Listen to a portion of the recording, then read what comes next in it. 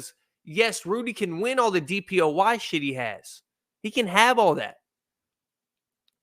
Rudy cannot help in this series as much as y'all think he can. How many lobs, if you have watched even 10 Mavericks games or just these playoffs, you've watched every other game, how many lobs have you seen? A lot.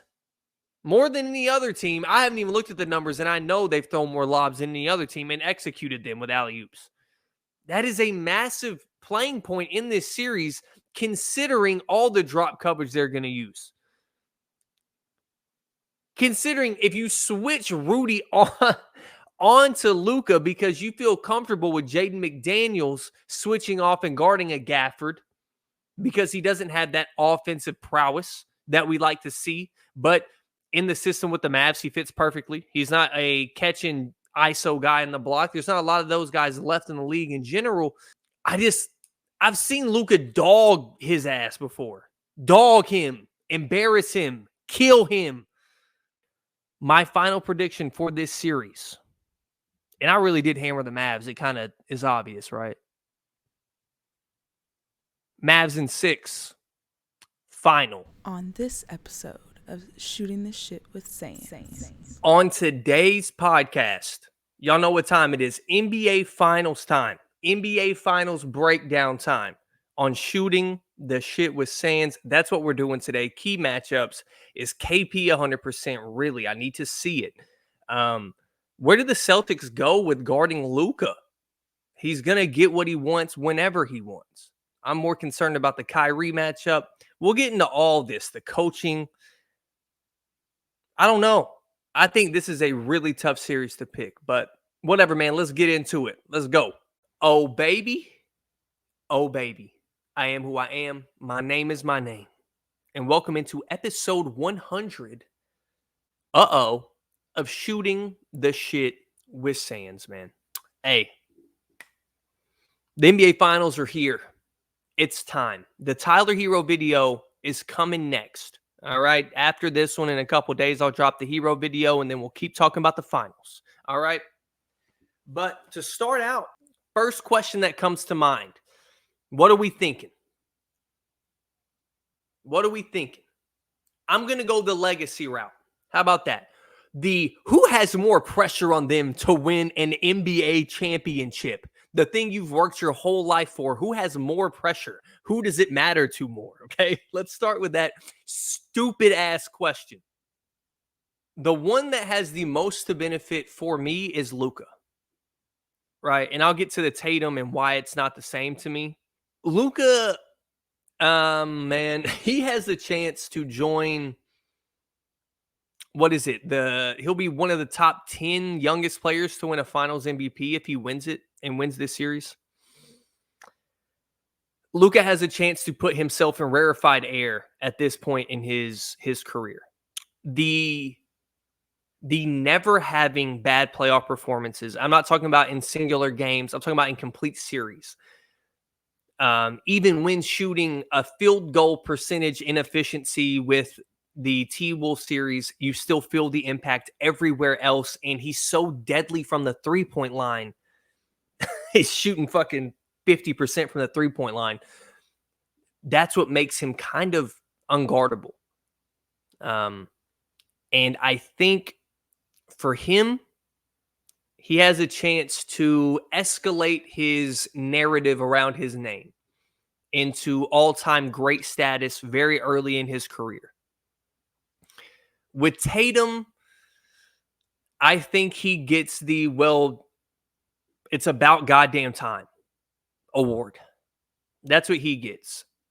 And I hate to tell y'all, I don't think it changes the way people view Jason Tatum at all.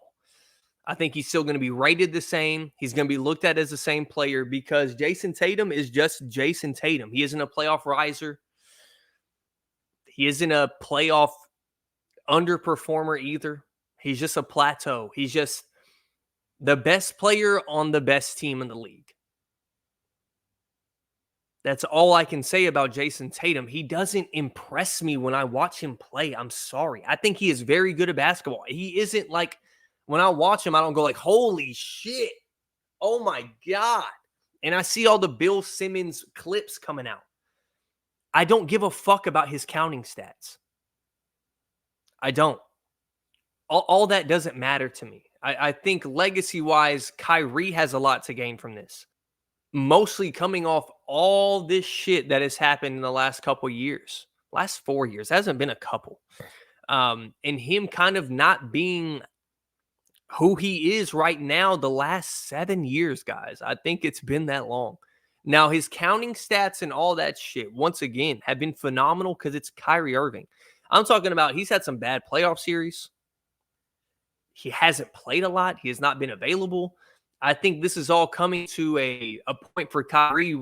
He can shut everybody the fuck up, which I think he already has. I'm just not going to be as forgetful as everybody with Kyrie. I'm not going to. But yeah, I think Luka has the most to gain from this series. I don't think there's more pressure on one player than the other. It's the NBA Finals, man. This isn't another series. This is the finals. Your season ends in a week and a half regardless. Your season ends in 2 weeks. Win or lose, your season is over. Now, with the certain matchups, who is guarding Luka? I don't give a fuck who's guarding Luka. I don't care. Because guess what? He's getting the bucket. I want to see what other looks you throw at him and see what that opens up around him. If you put Jrue Holiday on a man, he's going to see every passing lane, everything over the top of him. That's the main thing. Also, do you think Jrue, because that's the word on the street. Word on the street is Jrue gets that assignment. I don't know how you put, man, is he going to give you the best contest on Luka? Is he going to make it the toughest? I think what Jrue can bring, the real element that Jrue brings is disrupting pick and rolls and getting the switches Luka wants. I think that's the one thing that can be frustrating. But after a while, Luka's going to say, fuck it. Okay, I'll post you up. Clear out one side. I'm posting them up. You're going to make me pass this ball to an open guy regardless. And the things that disrupt offenses do not disrupt Luka. You can bring up that element. It's not going to, Luka isn't going to be like, oh shit, they took away the pick and roll. What can I do now? That isn't how this is going to work. I hate to tell you. And once again, guys, we keep talking about the defense of the Celtics. But you know what it really is? Before I get to that point, dog, I just saw them dismantle the number one defense in the NBA. I don't care what the Celtics have to say about it. And they made them, let me get this point off first. They turned them into the 23rd defense in the NBA. The Mavericks did. If they, in that series, if you planted that 5 games into the regular season, they're the 23rd defense in the league. The Celtics get a little bump in their defensive numbers and prowess just because of the names on the back of the jersey. Alexander Nickeil Walker is just as good, if not better, of a defender than Derek White. Jaden McDaniels is better than maybe every defender on the Celtics other than Jrue Holiday at playing defense. Rudy Gobert is a fraud, but a quintuple, fucking 10-time defensive player of the year. Ooh, Porzingis. Cool. I saw the Mavericks dismantle that. So you can talk about these matchups. Oh, how the size for Kyrie. I think that's the only one that matters to me. Because in this series, I'm worried about taking out the sidekick for both teams. I want Kyrie to be somewhat nullified because that chubby fucker dribbling the ball up every possession, man, he is in Sharpie. Put it in Sharpie. He's good for 30, 32, with 9 rebounds and 9 assists. Just put it in Sharpie every night on the stat sheet. If you can make it an inefficient day from 3, that's probably your best bet for Luka. If you can keep him off the free throw line a game or two, that's your best bet for Luka. But I would not spend too much time going like, how are we stopping him? I would take away some things that he loves to do, which does not include scoring. I'm talking about taking away certain passes, taking away certain plays that he likes to run, certain mismatches that he's going to be looking for. But with Kyrie and Jaylen Brown, once again, Kyrie is so skilled, I don't know how you take him out of a game, because even if Kyrie plays bad and he gives the Mavs that third quarter, Luka's on the bench, that third quarter explosion, oh, we had 12 to 16 in a quarter, 12 to 16 in 6 minutes, because we saw him do that against the Timberwolves. If he just throws that in there, that nullifies him having a bad game because he put them in position to win.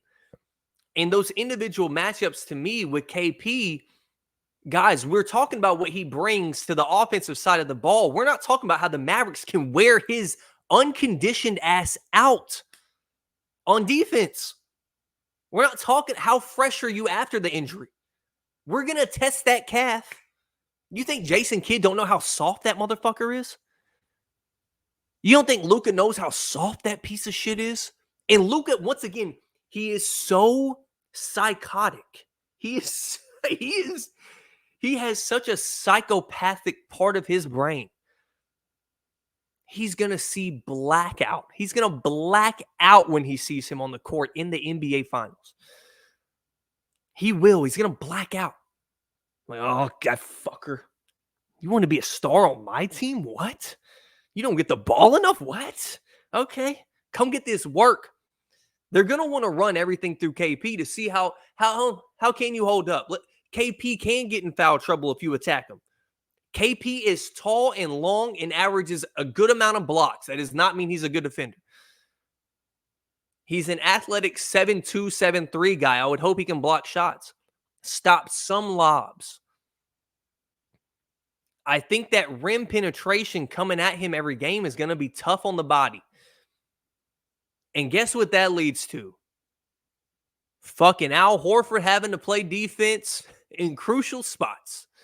And when the Mavericks see Al Horford like every other team has, like I told you in the first round with the Heat series, god damn, every time they saw Al, they wanted his fucking head. He will be attacked over and over and over again, just on repeat. And then that brings everything else. That can bring everything else into existence. You're opening up Pandora's box when Al Horford gets out there.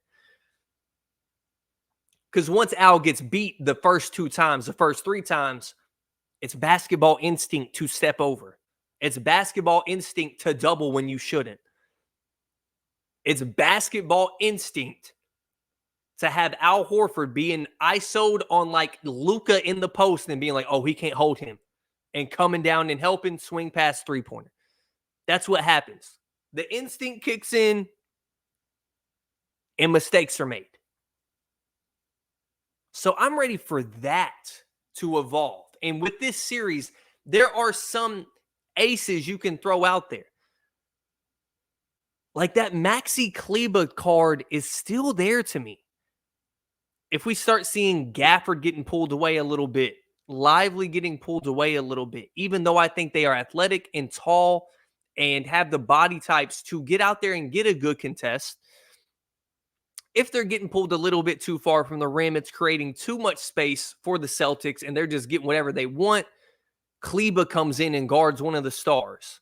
Kleber comes in and you have a PJ Washington and a Lively out there with Kleber. You have 3 big bodies that can switch, that can guard Jalen, Tatum, and Porzingis and Horford all at once if ISO'd. I think there's an element of that can be pulled off. I do. And I think it'll help them a lot. I'm not sitting here saying Maxi's going to get 20 minutes. I'm saying in those weird minutes of the game where somebody's in foul trouble or you're just trying a new lineup, I think throwing him out there and seeing what he can do would be worth it if it comes to that. And doubling down on that Porzingis point of getting ran out the gym, how is he going to keep up with a Lively and a Gafford who just sprint? They run suicides the whole game. I think that could be a major deal in the first couple games, man. I don't see how people are looking past that. I think the Mavs have a lot of good matchups for their stars. I think the Mavs have a lot of good defensive matchups for the Celtics. I think the Celtics have so much offensive skill that it may not matter at the end of the day. They are the only team in the league who really has 5 guys they each have their own very good individual skill set playing offense. All of them can drive, pass, shoot, even Porzingis. And the one element to this Celtics team, I've been begging for people to try to get people in foul trouble, attack these guys, even though it's harder said than done. But with Luka and PJ and Kyrie, I think it's possible for them to attack some guys and get some foul trouble going, because no other team has had the talent to go at these guys. The depth of the Celtics does not exist. Name 3 players off their bench right now. Al Horford, where do you get stuck? Because it turns into, very quickly, it goes from Al Horford to Sam Hauser to Peyton Pritchard. That's how quickly it goes to shit. And yes, those guys can be hidden behind the other 4 on the court. I mean, even in that Pacer series, you got what, some Xavier Tillman minutes? Even in the Pacer series, they didn't test their luck with the bench. I just want that to be tested, because I think the Dallas Mavericks run a little deeper. They do. And this is a series where your starters are maxing out minutes. That's the whole thing. The starters are getting maxed. They are going 40 to 48 if they need to. Period. So on the Mavericks defensive side, they're going to try to go through Luka. And I want to know who Luka's guarding. That, to me, is quite interesting. If he's guarding Jason, I don't know if I hate that matchup. But do you want the best player guarding him the whole game? I bet he's going to be on Derek White, something like that. Kyrie's going to be on Drew. Then you'll have, I don't know, PJ or DJJ on the stars. See which one is the better matchup, who's the bigger body, who needs the length, all that shit. But I want to see how they attack Luka and see if it's as easy as they think it is. And I'm not sitting here gassing Luka's defense, but if we're going off the playoffs, I haven't seen anything to think that I can expose Luka Doncic. And the element of that is so dumb. Like, the casual fan, well, all they got to do, I mean, they're just going to run it through Luka, make him work on defense, man. Okay, when has that actually worked?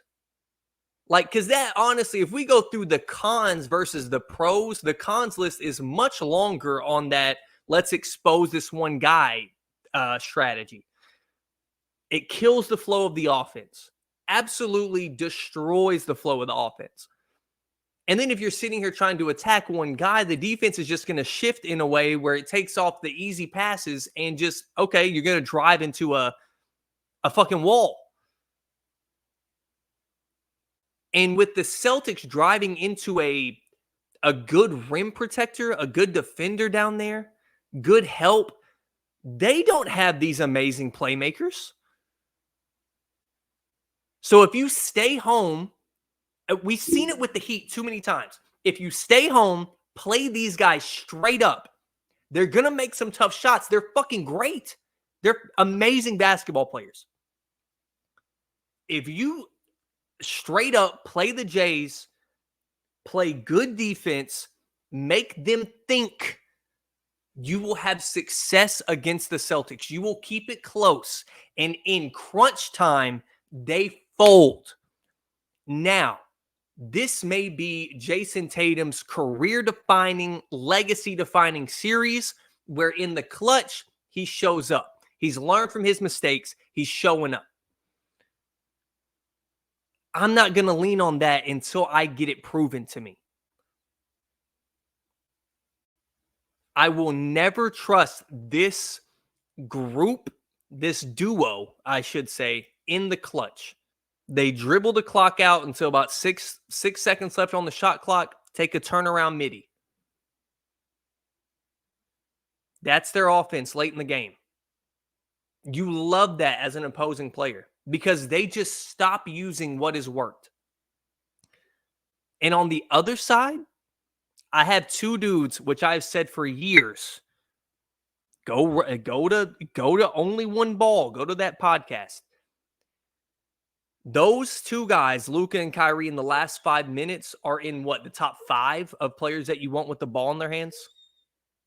I just don't see them. Man, if it's a close game, I don't see them winning them. I don't.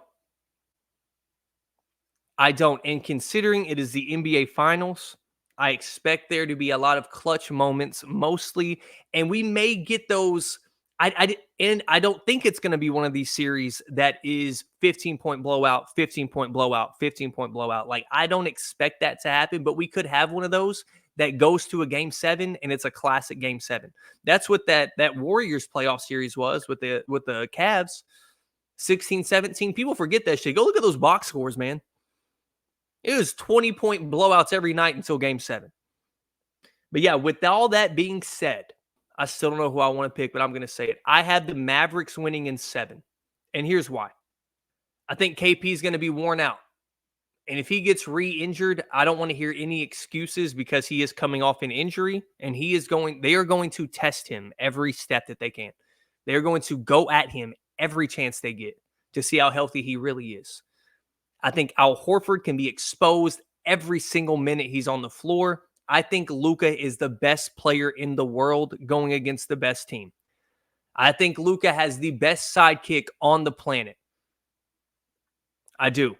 And I'm taking Kyrie and Luka over Tatum and Jaylen Brown in any clutch situation, period. And that's really my take on this series. So I'm taking the Mavs in 7. I think Luka gets that Finals MVP. And the Mavericks get another ring on my fucking watch, right? On my watch. So that is my take. I think it's going to be an amazing series. But that's all I got for you. I'm out. I love you all. Thank you for listening. Deuce.